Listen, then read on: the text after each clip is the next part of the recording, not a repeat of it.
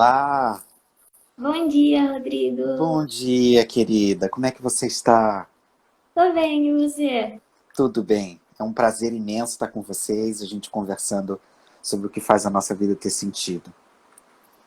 É um prazer imenso pra gente ter você. Assim, você é uma referência pra gente. Inclusive, tô aqui, ó, esperando o seu autógrafo, tá? Uau! E aí, a gente quis trazer você pra conversar um pouco com a gente.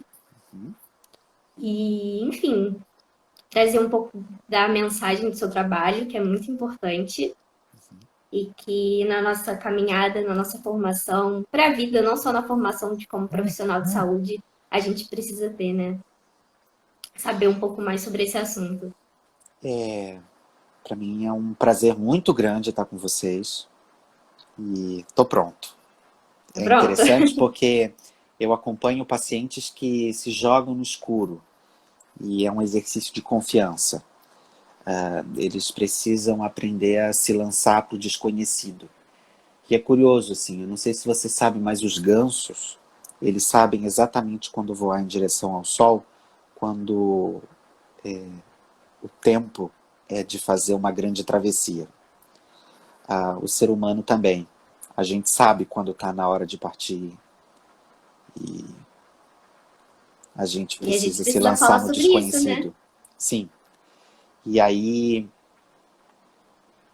tomara que a nossa conversa hoje possa ser um grande pulo no escuro, mas que a gente possa fazer isso com segurança e fazer isso juntos. Bom, então, para começar, a gente queria te perguntar, Rodrigo, o que é o luto, de fato? Uhum. Sim, porque eu acho que esse tipo de contexto, talvez a gente encontre vários significados, significâncias. Mas a gente queria te perguntar para você, Rodrigo, o que que é o luto? O luto é um processo de se adaptar internamente a um mundo que lá fora já está adaptado. Então, quando ocorre uma perda, seja porque a gente mudou de casa, seja porque a gente mudou de cidade, seja porque alguém que a gente ama tem uma doença grave, ou porque a gente teve um rompimento amoroso,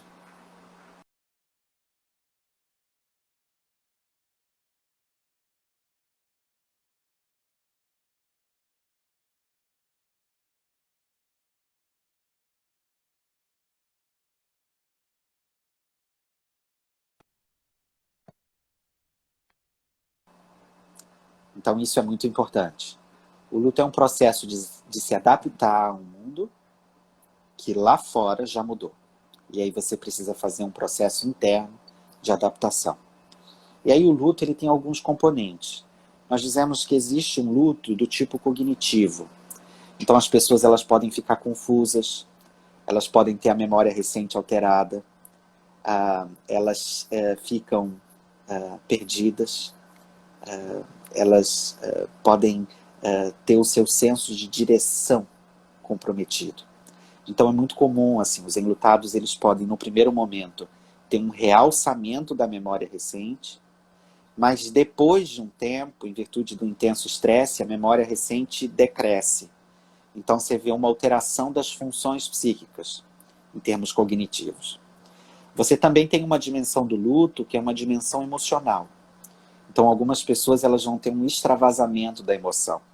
E aí elas vão lidar com emoções poderosas, como alegria, ou tristeza, ou paixão, ou significado, ou elas vão lidar com emoções como amor e sentimentos poderosos que são evocados na experiência de luto. Raiva, frustração, inveja, ciúmes, mas também contemplação, paz, senso de legado, senso de justiça. Então, emoções poderosas são evocadas na experiência de luto. Também há uma dimensão que nós poderíamos dizer uma dimensão toda espiritual do processo de luto. O luto ele também possui uma experiência espiritual. As pessoas enlutadas, elas vivem uma experiência espiritual poderosa, como a experiência do sentido, a experiência da conexão ou da desconexão, a experiência de que a nossa vida tem algum valor, ou de que a vida daquela pessoa teve algum valor, ou experiências limites também, como a experiência do conflito religioso ou do conflito espiritual. Então vocês vão ter pessoas, por exemplo, que vão romper com uma tradição espiritual que as caracterizou. Então isso também é uma experiência relativamente comum no processo de luto. E há também uma dimensão social do processo de luto. Então as pessoas, elas vivem o processo de luto ou se engajando numa comunidade, ou se afastando de uma comunidade, ou tendo um momento de se retrair e se recolher para viver um luto mais recolhido, ou um luto mais aderido socialmente. Então, quer dizer, nós diríamos que há muitas dimensões desse processo de luto. E, geralmente, as pessoas vivem todas essas emoções juntas. Mas pode ser que você encontre algum enlutado que viva uma emoção, uma dimensão da experiência de luto muito mais intensamente do que outras. Então você vai ter um enlutado que vai estar vivendo um luto mais cognitivo, se perguntando sobre o significado, sobre o sentido, sobre vivendo tempos de confusão, a memória comprometida, as funções psíquicas comprometidas. Mas você também vai ter algum enlutado que vai estar com isso um pouco mais preservado, mas vai estar lidando muito mais intensamente com a profusão das emoções. Vocês provavelmente também vão lidar com enlutados que vão ter um realçamento da sua experiência de luto em algumas dessas dimensões que eu mencionei. Por vezes vocês vão ter enlutados que vão estar lidando com todas essas dimensões simultaneamente. Então, eu diria assim, possibilidades, né, Rodrigo? Eu diria assim, o luto é um processo de transição psicossocial, em que você precisa fazer um ajuste no teu modelo interno de mundo quando uma mudança lá fora acontecer. Agora, as dimensões que você precisa ajustar são muitas. E eu diria que cada um vai viver isso de uma maneira muito única. Mas é um processo de ajustamento em que você precisa se adaptar a um mundo onde houve uma perda. Portanto, você precisa se adaptar, fazer uma adaptação no teu modelo interno de mundo em um mundo que já se transformou. E por falar nesse mundo que já se transformou, acho que não tem como não fazer um paralelo com a nossa realidade, né, Rodrigo? A gente está passando por grandes transformações. Cada um individualmente está passando por processos internos. A gente tem visto isso com muita intensidade. E você acha que está havendo um processo de ressignificância do luto? Acho que você acha que está... O que você acha que, pela nossa realidade atual, o luto tem se modificado e como ele tem se feito presente por tudo que está acontecendo? Nós ainda sabemos pouco sobre a experiência de luto pela pandemia, eu estou sendo muito sincero. Todos os terapeutas do mundo, e os terapeutas que trabalham com luto, e pesquisadores que trabalham com luto, quer dizer, nós estamos nos deparando com alguma coisa muito nova, absolutamente nova. O jeito de se enlutar nessa pandemia é um jeito muito desafiador para o enlutado. Quer dizer, nós vivemos aí por restrições sanitárias, limitações em relação, e nós já sabíamos desde o começo que isso aconteceria, em relação a rituais de passagem, e os rituais, eles têm uma função protetora. Talvez uma das primeiras pessoas que tenha estudado a função do ritual foi a Teresa Rando. Foi uma psiquiatra americana, que ainda está viva, né? Mas que estudou lá nos anos 80 sobre a função do ritual para o processo de adaptação psíquica do enlutado a uma nova realidade. O ritual, ele permite que a gente possa concretizar a perda, a gente possa receber apoio social, a gente possa ter algum tipo de previsibilidade. Porque, veja bem, quando a gente está lidando com uma perda, em tempos de pandemia, nós estamos lidando com uma incerteza imensa, dentro de outra incerteza. São tempos de muita incerteza, de muita escassez, onde falta um certo sentido de direção claro, que é para onde estamos indo quando isso acaba, Então, nós estamos lidando com restrições sociais, com uma incerteza filosófica sobre o futuro, sobre qual é a direção, o caminho. E aí, quando acontece alguma perda importante nas nossas vidas, nós já estamos em um contexto que já é desafiador. Então, quer dizer, eu diria que os efeitos das perdas em relação à pandemia do coronavírus, da doença do Covid-19, nós vamos ver no futuro, nós vamos precisar estudar no futuro. Mas eu penso que sim, nós estamos tendo que lidar com recursos aí da virtualidade, né? Temos aí que pensar em estratégias que não substituem os velórios virtuais e as despedidas virtuais, mas que são recursos aí que podem ajudar os enlutados no enfrentamento dessa realidade. O que eu diria é assim, ó, pela Fundação Elizabeth Kubler-Ross, nós temos um capelão que tem feito aí os velórios virtuais, né? Então, o que eu tenho percebido é assim, é que não substitui, mas nós temos como ter momentos significativos para as famílias, para os pacientes, né? E ajudar as pessoas a produzir um senso de que alguma coisa aconteceu na vida delas, de que não é um sonho, uma ilusão, alguma coisa de fato aconteceu, e nós estamos juntos para enfrentar tudo isso. Quer dizer, eu acho que essa é a grande mensagem. Então, respondendo a sua pergunta, quer dizer, eu acho que nós, os enlutados, eles vão viver processos de luto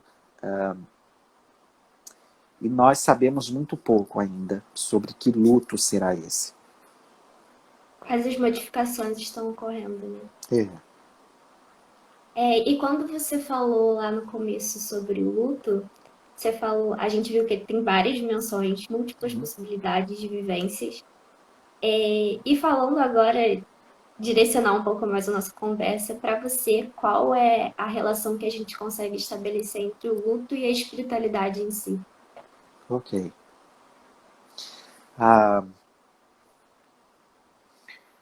Há duas grandes noções de espiritualidade. Duas grandes noções. Uma noção de espiritualidade, que nós poderíamos dizer uma espiritualidade transversal, e uma espiritualidade horizontal. Quer dizer, as duas grandes definições de espiritualidade vão transitar, ou as noções de espiritualidade vão transitar por essas duas medidas. Ou você está no horizonte, ou você é um transeunte, né? Então, qual é a grande questão? É assim, há uma grande noção de espiritualidade que vai dizer que nós estamos conectados uns com os outros e vai falar da conexão nossa com os outros seres humanos. E há noções de espiritualidade que vão falar da conexão nossa com o que está acima de nós, ou seja, com essa ideia de um certo transcendente. Então, quer dizer, você vai ter essas duas grandes noções. Quer dizer, alguma coisa que está para além de nós, sejam os outros, na minha dimensão horizontal, e a dimensão transversal, que fala dessa dimensão de um transcendente. Então, espiritualidade ela tem a ver tanto com os outros, quanto com um sistema de crenças filosóficas que me lança para além de mim em direção ao infinito, ao transcendente, ao sagrado, à natureza, ou qualquer coisa que seja para além de mim. Então, eu penso que é assim, ó, as relações que se estabelecem entre o luto e a espiritualidade, elas atravessam essas duas grandes dimensões do que é o espiritual. Tanto a minha relação com os outros, quanto a minha relação com o transcendente. Então, essas duas grandes dimensões, elas são transformadas. O relacionamento que eu estabeleço com elas é transformado por essa experiência com os outros e com o transcendente. Então, é assim, ó.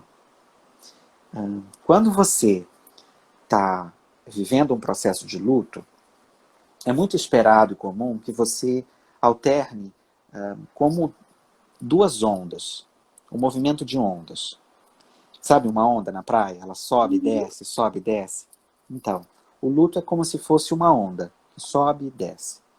Então, ora você está se ligando à pessoa que não está mais aqui, pensando nela, pensando nas coisas que ela disse para você, pensando nos últimos dias que você teve a oportunidade de conviver com ela. Ora você está lidando com emoções mais intensas relacionadas à falta dela. Ora você consegue se distrair, você consegue pensar em outras coisas, fazer novos planos, novos projetos, pensar em outras coisas. Então, o luto é um processo que nós chamamos um processo dual. Ou seja, é assim, ó, quando uma grávida ela está para ter um filho, ela tem um movimento de contração e de expansão. A barriga dela faz esse movimento. O ventre dela faz esse movimento. Então, quando nós estamos enlutados, é muito parecido quando a gente está para ter um filho. Só que, na verdade, a gente vai parir um novo eu. É um novo eu que a gente vai parir. Só que a gente também faz esse movimento de contrair e expandir. Contrair e expandir. Assim como tudo na natureza parece ser assim. Quando o universo explodiu no Big Bang, ele expandiu. Só que alguns astrônomos dizem que em algum momento ele vai contrair de novo. O enlutado, ele precisa, para se adaptar a uma nova realidade, fazer um movimento igual ao do universo.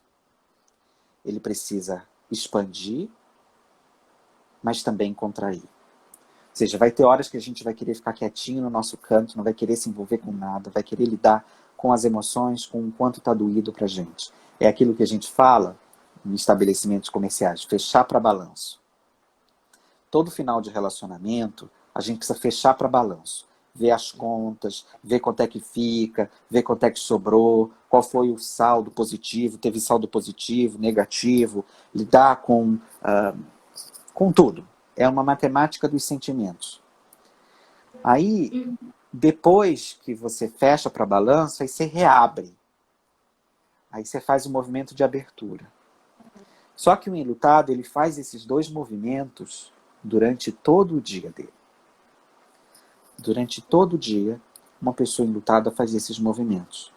Ela fecha para balanço e ela reabre. É um movimento muito parecido com a da mãe que está para ter um filho. De certa maneira, o que a gente vai parir é um novo eu. Então, o processo de luto é isso.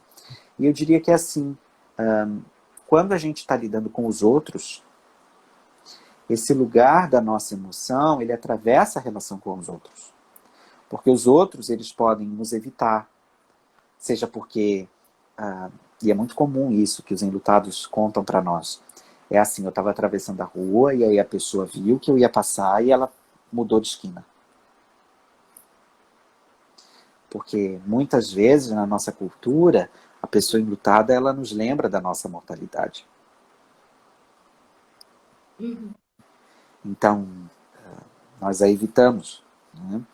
A mesma coisa com a pessoa que tem uma doença grave. A pessoa que tem uma doença grave, ela nos lembra de que o nosso tempo aqui é bastante finito. É urgentemente finito. Eu diria que é agudamente finito.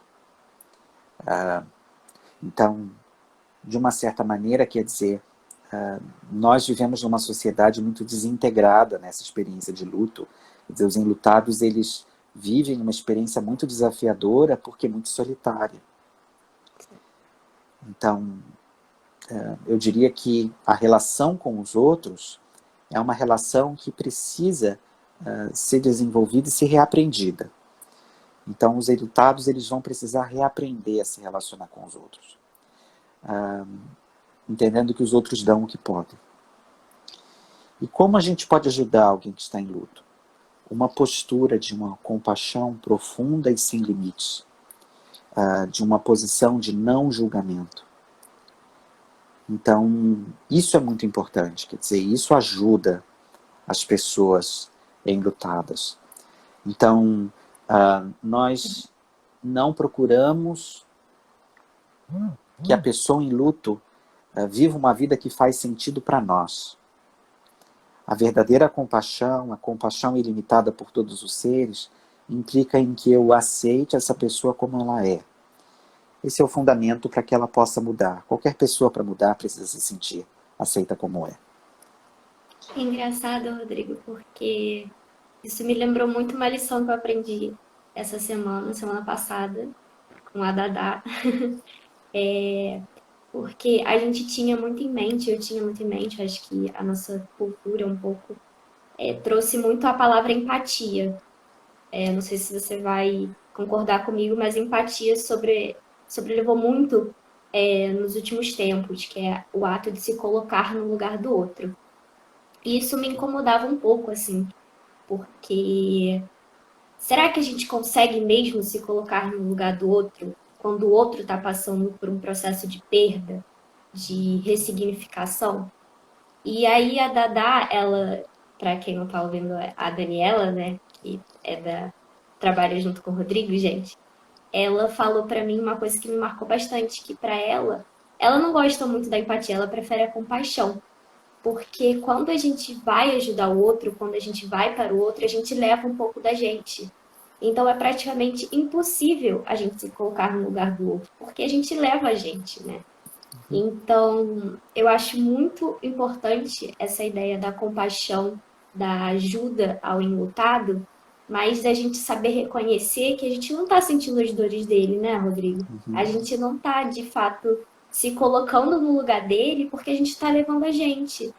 Então, eu gosto muito da importância da gente entender mais nesse processo de ajuda aos enlutados, que agora tá muito em voga, porque será que a gente está se colocando no lugar do outro mesmo? Ou será que isso está acontecendo? Talvez não, né? Talvez a gente esteja querendo ajudar, mas a gente tem que lembrar que a gente está levando a gente, né? Então, enfim, é uma reflexão muito, muito pertinente, pelo Sim, menos para mim, né? sim. É uma certa noção de empatia, né? A noção de que é possível exatamente você se colocar no lugar do outro, né? Nesse sentido de que é possível exatamente você saber o que o outro vive e passa, né? Mas há outras noções de empatia, né? Aí eu me lembro lá dos estudos de psicologia humanista, né, do Carl Rogers, que ele vai falar da importância da empatia. Mas eu penso, e eu ousaria dizer assim, que você até consegue uma empatia legítima, desde que você tenha feito uma travessia muito grande sobre quem você é, e feito uma travessia no sentido de lidar muito profundamente com a sua própria dor emocional. Né? Porque muitas vezes o que a gente chama de empatia, e aí eu concordo inteiramente com você, é quando nós projetamos nossos medos, nossas necessidades sobre os outros. Né? Então isso é muito mais frequente, eu diria. Né? E aí sim, a compaixão é um recurso mais acessível, né? Porque você não necessariamente precisa entender o que o outro vive. Né? Você pode simplesmente se importar. Então, com E pode certeza é simplesmente um acolher. recurso. Você pode simplesmente acolher, receber, aceitar. Né? E isso tem valor. Tem. E por falar em acolher, né? Eu adoro essa palavra, ela marca muito para mim a medicina. Eu acho que a medicina, a gente insiste em dizer que é cura, que é tratar, que é tratamento, mas eu acho que a gente precisa trazer mais a ideia do acolhimento para a medicina. É uma palavra que, pessoalmente, é muito significante para mim. E para você, como um profissional de saúde, ele deveria abordar o luto tanto com o paciente, e aí quando a gente fala do paciente, a gente está falando de um luto antecipatório, né? Que a gente vai ver muito nos cuidados paliativos, e com os familiares. Sabe, Rodrigo, ontem eu recebi um amigo me mandou uma mensagem e me perguntando sobre a disciplina de saúde e hospitalidade. E porque ele não entendia assim a importância. Ele não entende, ele achava que a gente falava sobre religião, né? Algo que é muito comum, que as pessoas acham muito. E ele veio me perguntar, Vitória, mas assim, por que é importante? E aí eu me animei completamente, né? Porque o meu assunto preferido, e eu comecei a mandar vários áudios para ele explicando um pouco. E aí eu percebi, gente, eu falei só um terço de toda a importância da medicina de hospitalidade e tudo mais. E dentro, né, de todo esse conteúdo tem a questão do relacionamento com o luto, com o indivíduo e com seus familiares. Então, para você, como o profissional de saúde ele pode abordar esse processo de luto e principalmente na dimensão da espiritualidade, que é o que a gente estuda aqui. Eu me lembro, já há muitos anos, de um paciente com um câncer de pulmão avançado.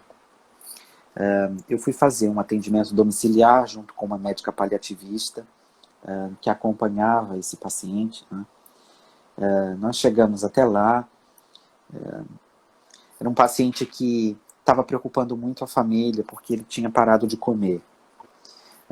E tem uma questão muito própria do processo de morrer. Quando nós estamos morrendo, muitas vezes nós paramos de comer, e isso não significa desconforto para nós. Então, mas algo muito importante é assim, é que nós tínhamos uma filha muito preocupada com o pai que não estava comendo. Então, algo muito próprio dos cuidados paliativos, nós cuidamos do luto da família também. Então, uma médica prescreveu um sorinho de 250 ml para ficar correndo por bastante tempo, porque aí nós temos a impressão, a sensação de que o papai está comendo alguma coisa, o papai está ingerindo alguma coisa. Mas, de fato, quer dizer, muitos desses pacientes não precisam mais se alimentar quando estão muito perto de morrer, né? Quer dizer, isso é algo relativamente comum. E aí, então, enquanto a minha colega estava fazendo lá o ajuste dos opioides e da medicação em relação ao paciente, eu fiquei conversando com a filha dele. E aí, então, depois nós trocamos. A minha colega foi conversar com a família e eu fiquei conversando com o paciente. E eu me lembro de perguntar para ele uma coisa, que ele disse, eu perguntei assim para ele, se eu tivesse uma lâmpada mágica e pudesse realizar 3 desejos do Senhor, o que o Senhor escolheria? Aí é interessante, porque eu lembro que ele tinha 2 olhos azuis. Era como se fossem 2 oceanos, o Índico e o Pacífico. Era muito curioso aquilo. E aí, enquanto eu olhava para o oceano, assim, eu perguntei para ele, né, o que você gostaria, quais você teria direito a 3 desejos. Aí os oceanos olharam para o teto, como se o céu pudesse se encontrar com o oceano. E aí ele virou para mim e falou assim, meu filho, eu quero ir para os braços de Jesus. Quando ele disse isso, ele me disse tudo o que ele já sabia sobre a situação dele, mas ele me fala também de um recurso profundamente espiritual. Um recurso profundamente espiritual. E então, quando a conversa lá com a filha dele acabou, eu perguntei para ele se eu podia comentar com ela sobre o que a gente tinha conversado.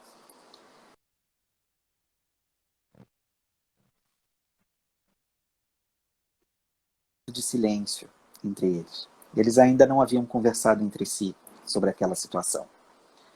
E nós facilmente entramos no assunto. Fulana, a filha dele, vem aqui porque a gente está conversando sobre alguma coisa muito importante. O seu pai está aqui contando para mim coisas muito importantes. Eu perguntei dos desejos dele, conta para ela o que o senhor acabou de me dizer. Então ele disse, minha filha, eu estava aqui falando para o doutor que eu quero ir para os braços de Jesus. Nesse momento, foi um momento bastante catártico, né? Quer dizer, porque nesse momento, todas as coisas foram ditas em uma única frase, né? E nós não precisávamos dizer mais muita coisa.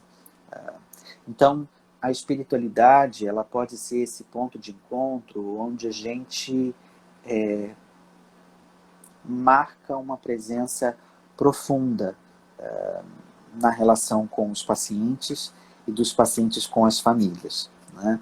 Quer dizer, saber usar um recurso espiritual em benefício de pacientes e famílias possibilita essa proteção mais ampliada, né? Então, ali nós protegemos essa família dessa conspiração do silêncio, desse interdito, usando um recurso espiritual. Foi uma linguagem simbólica que permitiu que o paciente pudesse comunicar suas preocupações mais profundas e conversar com a sua família sobre a sua morte iminente. A maioria dos pacientes, quando vai falar com sua família sobre a sua situação, vai usar uma linguagem simbólica. E a linguagem simbólica, ela é profundamente espiritual. Então, eu me lembro de uma criança de 8 anos que fez um desenho para mim. E ela desenhou uma casinha em cima de uma nuvem. Então eu perguntei para ela, me conta, o que você acabou de desenhar aqui? Aí essa criança falou assim para mim, tio, essa é a minha casinha no céu. Quando ela me disse o que ela tinha desenhado, ela também me comunicou muitas coisas, por meio de uma linguagem simbólica e não verbal, um desenho. O que é interessante é que eu chamo a sua mãe, que estava do lado de fora da sala, e digo, olha, nós vamos ter uma conversa importante.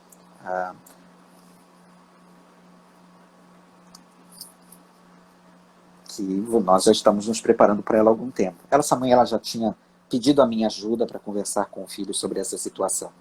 Mas é muito curioso, porque geralmente os pacientes sempre sabem quando vão morrer, sabem que estão morrendo, quando vão morrer, podem dar pistas para nós sobre o seu conhecimento intuitivo acerca da sua situação. E é interessante porque eu pedi, mostra para sua mãe o que você desenhou. Conta para ela. E também foi um momento bastante emocionador, não é? Para essa mãe que abraçava o seu filho e eles puderam conversar sobre suas preocupações mais profundas. Então, eu diria que cuidar da espiritualidade atravessa aspectos como aprender a se comunicar com os pacientes, poder compreender sua linguagem simbólica, poder escutar o que eles dizem sem que eles possam dizer. E também entender como isso pode ser usado a favor do paciente e da família. Então, eu diria que nós precisamos mais do que de palavras espirituais, de inventários espirituais, porque nós temos muitos inventários, né, para colher história espiritual, de protocolos de intervenção em relação à espiritualidade. Mais do que tudo isso, eu diria uma coisa bastante basilar. Nós precisamos de ouvidos espirituais. Mais do que de instrumentos, recursos, terapêutica, técnicas, nós precisamos de ouvidos espirituais. Eu diria que é o primeiro passo, se você quer cuidar espiritualmente de um paciente da sua família. É exatamente isso. Assim, às vezes as pessoas, os alunos, trazem para a gente o questionamento de tá, como eu posso fazer para reverter? A gente, aqui na espiritualidade, a gente fala muito do coping, né? O coping negativo. Semana passada a gente recebeu essa pergunta, como que a gente pode reverter um coping negativo? E assim, não existe um modelo, algo fixo, que vá fazer com que a gente consiga reverter a dor espiritual, né? A dor espiritual que está dentro da dor total. Não existe algo que vai conseguir romper com isso. É individual de cada paciente. Exato. E a gente precisa ter isso em mente, né? Só que a gente precisa, acho que talvez, se aprofundar mais em conhecer um pouco de tudo, entender todas as dimensões para conseguir abordar individualmente essa dor espiritual, né? Eu acho que hoje em dia a gente vive numa sociedade, não sei se você vai concordar comigo, que a gente quer colocar tudo em caixinha, né, Rodrigo? E as pessoas, a gente vai abrir a caixinha, vai encontrar a solução e vai aplicar ao paciente. E dentro de todas as dimensões das dores, não é assim. Não é mesmo? Não é, né? Principalmente porque tem a Elizabeth, né? Até um professor meu, lá da faculdade, ele falava, quando eu chegava na enfermaria, na aula de semiologia, ele falava assim, hoje o nosso professor é o paciente tal. A gente tem, a Elizabeth também ensinou isso pra gente, que quem é o nosso professor é o paciente. Então, se a gente tem múltiplos pacientes, a gente tem múltiplos professores. E a gente aprende desde cedo que cada professor vai ter um jeito de ensinar, vai ter um jeito diferente de mostrar para a gente um conteúdo. Então, acho que o profissional de saúde, quem está em formação, todo mundo precisa, talvez, saber reconhecer isso, né? A multiplicidade, as mil maneiras de conseguir reverter e cuidar de todas as dores, e principalmente da dor espiritual, né, Rodrigo? Com certeza. Então, sim, nós precisamos, mais do que tudo, entender que para que a gente possa cuidar espiritualmente dos outros e ajudar as pessoas a produzir algum senso de significado nas suas vidas, nós precisamos estar espiritualmente em dia. Espiritualmente em dia. Eu me lembro também de uma paciente de 32 anos. Ela tinha um câncer muito avançado. E ela era absolutamente ateia. Né? Muitas pessoas me perguntam como cuidar espiritualmente de um ateu. Né? E é uma das coisas que eu mais gosto de fazer, sinceramente. E aí é interessante porque essa paciente ateia, ela estava vivendo um tempo de crise espiritual. Quando eu digo crise espiritual, eu digo crise de direção de vida. É assim, eu estava fazendo muitas coisas, tinha muitos planos, projetos, mas agora eu sinto que há muito da direção da minha vida foi perdida. Eu não sei para onde eu vou, o que eu estou fazendo, qual é o sentido de estar aqui. Então, nós estamos falando de uma crise de sentido, né? Ou de uma crise de direção. O que é interessante é que eu perguntei para ela, o que você fazia quando você enfrentava grandes dificuldades na sua vida? Quer dizer, talvez aproximá-la de recursos de enfrentamento que sejam familiares poderia ajudá-la. Então, ela me disse assim, eu tomava banho. Muita gente toma banho quando está enfrentando tempos difíceis, né? Banhos demorados, longos. E eu perguntei, como é que era esse banho? Me conta. Eu tomava banho, eu deixava uma música tal ligada de um certo cantor e ficava lá tomando um banho demorado, cantava, dançava no chuveiro e tal. Então, um recurso de enfrentamento, um recurso espiritual para lidar com crises. Tinha um ritual bem caracterizado, esse ritual era usado com uma certa frequência, havia vamos dizer assim, um jeito de fazer esse ritual para que ao final ela pudesse estar bem, se sentindo conectada, amparada, né? Então eu perguntei, você gostaria de fazer isso agora? Ela disse, talvez, né? Pode me ajudar. Eu falei, talvez. Então nós providenciamos um banho para ela, bem demorado, bem demorado. Né? E é interessante porque enquanto a enfermeira dava o banho com água quente para ela, é como ela me contou assim, doutor Rodrigo, ela fazia assim um movimento, parecia um feto. Primeiro ela se abriu, feito uma flor. Depois ela fez como se fosse um movimento de um feto. Ela ficou toda encolhidinha, pedindo para eu lavar as costas dela. Né? E é interessante isso, né? Tem uma coisa profundamente espiritual nesse ritual, nesse grande banho.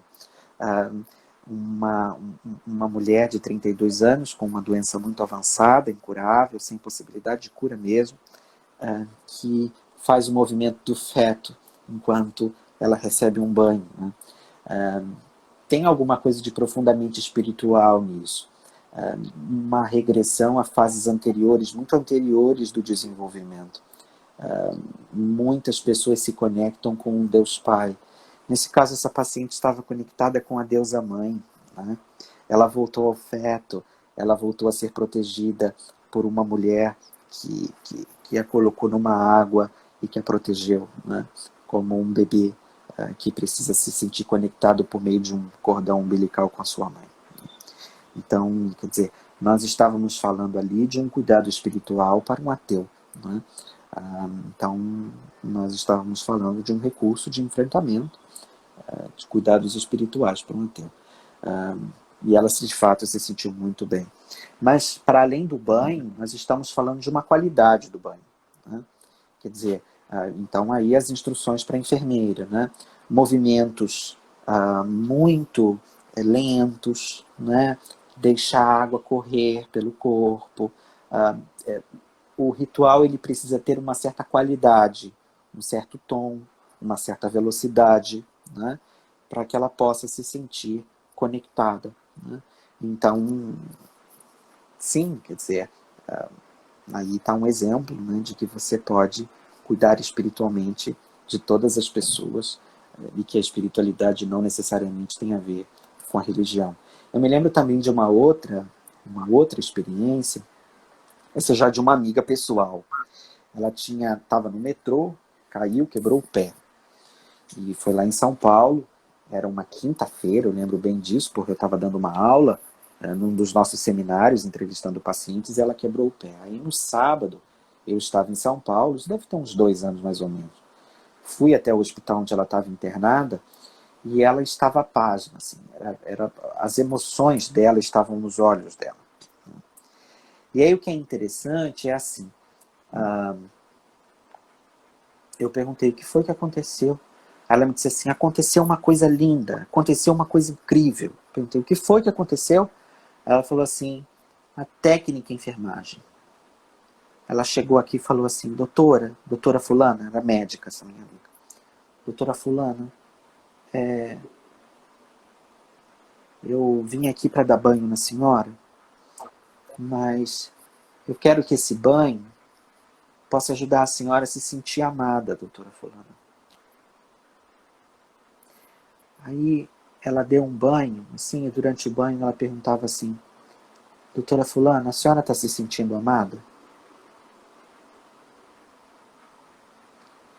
E essa minha colega, ela se sentiu tão conectada e tão profundamente conectada,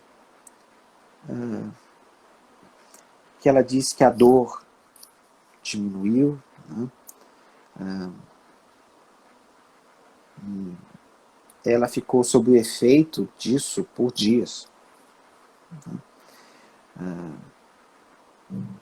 E ela disse, eu estou me sentindo muito segura.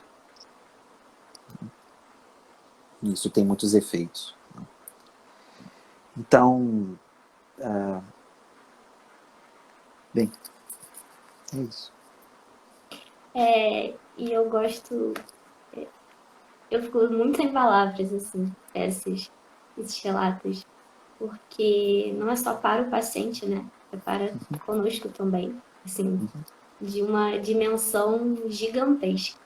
Eu, na minha humilde caminhada, eu também tenho uma experiência que, se o Júlio estiver aqui ouvindo, que eu e o Júlio vivemos também, e que foi completamente uma experiência completamente espiritual para ambos, eu tenho certeza, o Júlio vai concordar comigo, de um paciente que estava na 7ª enfermaria, que também era um paciente em estado terminal, e o Júlio, eu lembro que ele me mandou mensagem, a gente se falou e ele falou, Vitória, você precisa conhecer esse paciente, você vem aqui de tarde, que a gente eu vou te apresentar esse paciente, você vai conhecer ele comigo.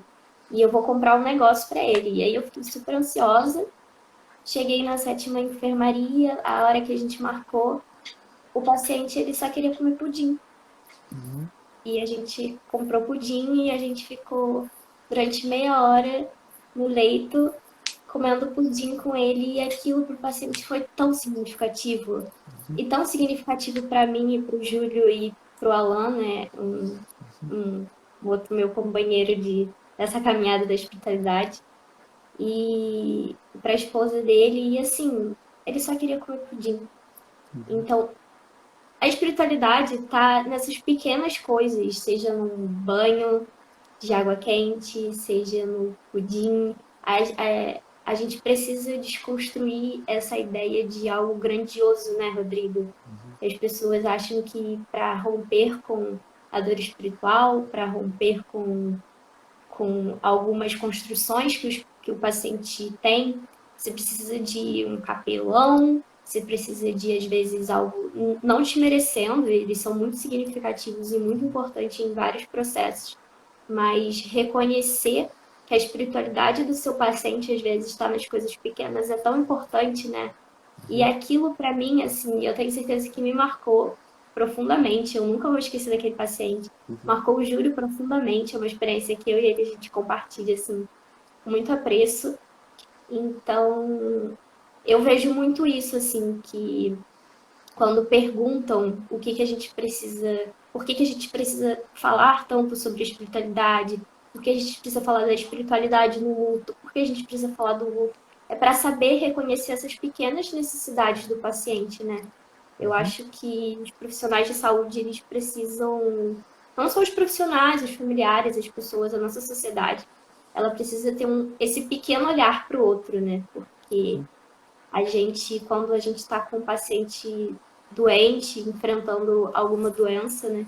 A gente acha que a gente precisa dar para ele algo extraordinário, a gente precisa encontrar a cura, o melhor tratamento. E às vezes a gente só precisa daquele acolhimento simples que é dar um pudim. Sim. Algumas formas de dor espiritual, elas vão precisar de uma abordagem bastante complexa, por Com experiência certeza. própria. Mas a gente nunca pode esquecer, e com certeza, de como pequenos atos podem transformar vidas, né? E como atos de gentileza podem alcançar pessoas que a gente nem imagina. Isso é incrível. Completamente. Vou Algumas ver pessoas me aqui. pediram para falar sobre a questão dos abraços, né, que nós a gente não está podendo se dar abraço, né? Mas eu Uhum. posso dizer para vocês duas coisas. Assim. Eu acompanho pacientes que estão morrendo, né, e familiares enlutados. Alguns pacientes morreram durante essa pandemia. E eu fiquei pensando que, assim, muitas vezes nós abraçamos os pacientes, mas quem precisa de conforto e de acolhimento somos nós. Então nem sempre a gente abraça porque a gente quer oferecer isso para o outro, mas porque a gente precisa.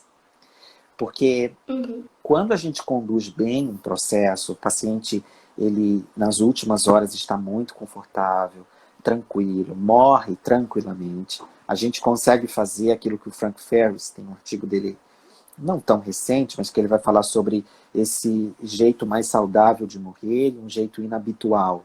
O jeito inabitual é quando o paciente ele segue o pior circuito possível, que vai estar relacionado a sintomas em descontrole, experiências de convulsão, delírio hiperativo, até a morte, que é o pior quadro possível.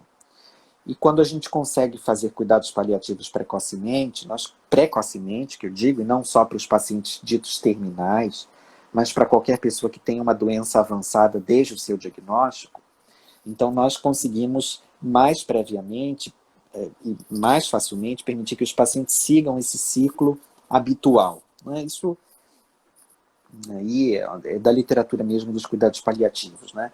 Que é seguir até a morte por meio de um pré-coma natural, por uma diminuição da atividade, sem sofrimento psicossocial extremo, né?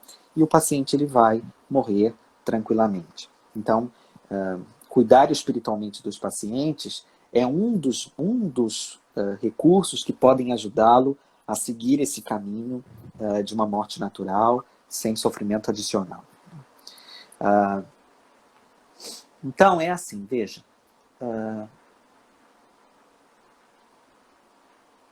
Eu já nem lembro mais o que a gente estava falando. Nós estávamos falando sobre o quê? Um abraço. O abraço. E aí, o que eu lembrei, assim, ó, é que alguns pacientes que morreram, então, que seguiram esse caminho habitual e que a gente conseguiu ajudar os pacientes a seguirem esse caminho habitual, eu me lembro de coisas muito interessantes, que é assim, por exemplo, uma filha cuja mãe acabou de dar o último suspiro, uma mulher com um câncer de colo avançado, sem possibilidade de cura, todos juntos na sala, cantando as músicas que faziam sentido para a vida religiosa daquela paciente. E aí ela segue o caminho habitual, sem sofrimento adicional.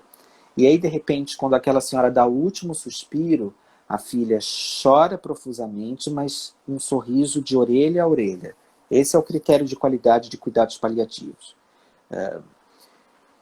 Um choro profusivo de uma dor intensa pela separação definitiva ali, né? Pelo menos nessa vida. E aí nós estamos falando de uma experiência de dor emocional intensa por um luto muito agudo.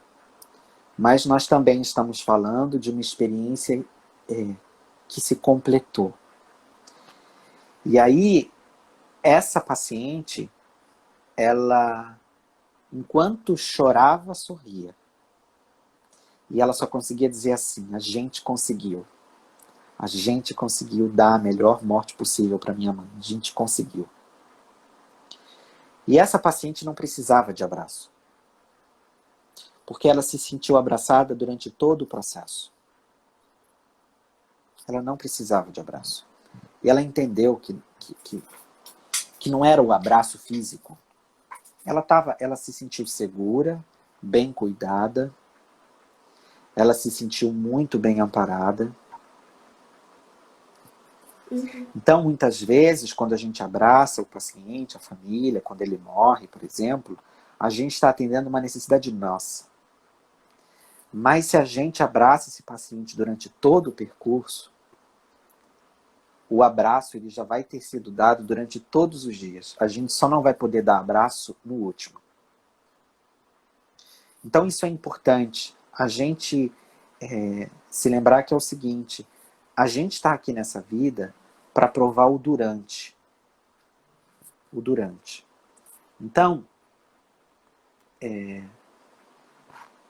ajudar os pacientes e as famílias a se sentirem seguros é o melhor abraço que você pode dar para eles. Teve uma pergunta aqui, Rodrigo, só porque o nosso tempo está acabando e daqui a pouco vamos deixar falando sozinha. É sobre chorar na frente do paciente. O que devemos fazer quando der vontade de sair de perto e deixar acontecer? E eu acho que isso é uma dúvida que já passou por todos os alunos de medicina, com certeza. Sim, os alunos Todos de os medicina... profissionais de saúde. Sim, não, mas os alunos de medicina em especial. Os alunos de medicina em especial. É muito curioso, porque parece que quando você... É um pré-requisito para fazer medicina ter essa dúvida. É muito comum. Veja bem.